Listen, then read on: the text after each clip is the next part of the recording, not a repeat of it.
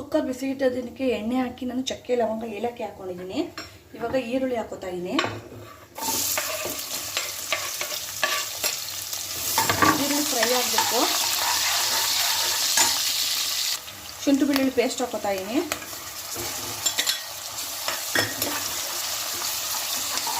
Tomato ಹಾಕೋತಾ ಇದ್ದೀನಿ. 3 tomato fry ಆಗಬೇಕು. ಟೊಮೆಟೊನು ಕಸೂರಿ ಮೇಥಿ ಹಾಕ್ತಾ ಇದ್ದೀನಿ. ಬಟಾಣಿ ಹಾಕೋತಾ ಇದ್ದೀನಿ. ಅರಿಶಿನ ಪುಡಿ ಹಾಕೋತಾ ಇದ್ದೀನಿ 1/2 ಚಮಚ. ಧನಿಯಾ ಪುಡಿ, ಚಿಲ್ಲಿ ಪೌಡ್ರು, ಗರಂ ಮಸಾಲ ಇದೆ, ಅದನ್ನು ಹಾಕೋತಾ ಇದ್ದೀನಿ. ಎಲ್ಲ ಫ್ರೈ ಆಗಿದೆ. ಇವಾಗ ನಾನು ನೀರು ಹಾಕೋತಾ ಇದ್ದೀನಿ. ನಾನು 1.5 ಗ್ಲಾಸಷ್ಟು ಅಕ್ಕಿ ತೊಗೊಂಡಿದ್ದೆ, 3 ಗ್ಲಾಸಷ್ಟು ನೀರು ಹಾಕೊತಾ ಇದ್ದೀನಿ. ಉಪ್ಪು ಹಾಕೋತಾ ಇದ್ದೀನಿ ರುಚಿಗೆ ತಕ್ಕಷ್ಟು. ನೀರು ಕುದಿ ಬರ್ತಿದೆ, ಅಕ್ಕಿ ಹಾಕೋತೀನಿ.